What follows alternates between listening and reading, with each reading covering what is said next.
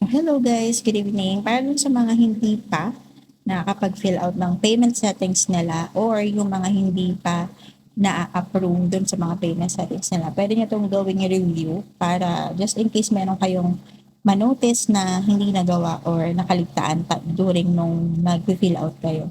Reminder lang guys na itong method na to is para dun sa mga not registered sa BIR. Okay, ibang method kasi yung yung meron kayong mga ipapasang documents under ng BIR and ng DTI. So bago pala kayo mag-fill out dyan, kailangan meron kayong bank account. Kung wala naman kayong bank account, madali lang naman mag-register sa CBank and i-ready nyo rin yung mga IDs nyo. Kung meron kayong UMID mas maganda or yung national ID. So tara, start na tayo. Click payment setting. So ayun, kapag mag-fill out kayo ng payment setting, make sure na full name nyo yung gamit nyo. Yun yung naka-indicate sa ID na ipapasa nyo dito. Ang format nun is surname, and then middle name, buo yun ha, and then first name. Kailangan kompleto siya. And take note ha, kung hindi nyo pa napapalitan yung account name nyo dyan kay Shopee, palitan nyo na, baka pangalan pa ng mga artista yan.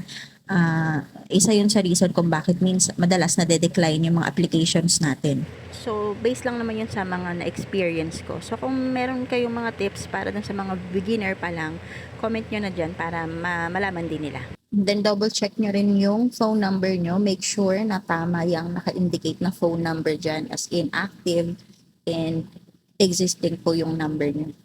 Again, pag okay na, hit next.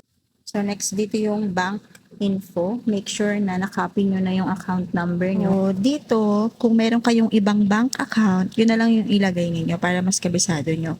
In my case, CBank kasi yung ginamit ko. So, para sa mga gustong gamitin yung CBank and wala pa kayong application para doon, iiwan ko na lang din yung link sa description para makapag-register na din kayo. So, yun. Bank name, CBank Philippines. And then, yung branch name, open online lang talaga yung nilagay ko guys kasi since online lang naman ako nag-open. Same with bank address. Ngayon kung may nakita kayo dun sa ibang post na merong nilalagay na bank address and branch names, siguro follow nyo na lang din. Pero ako kasi in my case, yan yung ginamit ko. Then pagka scroll down nyo, makikita nyo dyan yung bank account name. Pangalan nyo yan. Lagay nyo rin yung full name nyo dyan. And then bank account number, makikita nyo yan dun sa homepage nung CBank wallet nyo. Dito naman sa proof of bank account ownership, kailangan dyan mag-upload nung image nung bank account ninyo. Yung bali pag open nyo ng CBank, yun agad yung bubungad sa inyo. Yun yung pinaka homepage niya. Nakalagay doon yung pangalan nyo, bank account name and bank account number. Tapos yung balance kung merong laman yung CBank account nyo. Screenshot nyo lang yung homepage and then yan na yung i-upload nyo dun sa proof of bank ownership. Secondary bank account, wala akong nilagay. Hindi ko na siya nilagyan kasi pag ano lang yan kumbaga spare, kapag nagka-issue yung unang bank account na nilagay nyo, so dyan mapupunta yung payment na ibibigay sa inyo ni Shopee. So tax info, again, para to dun sa mga not registered sa BIR. So kung registered kayo, click nyo yung yes. Pero kung hindi, same sa akin, click nyo yung no.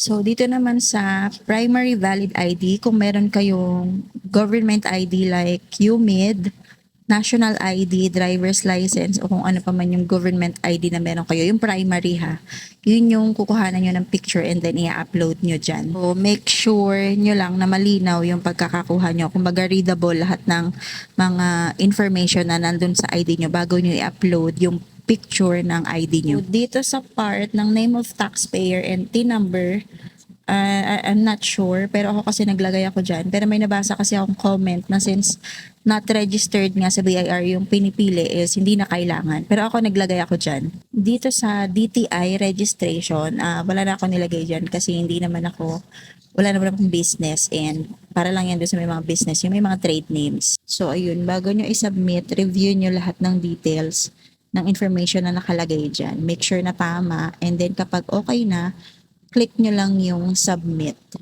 So ayan, dito sa part na to, submitted successfully.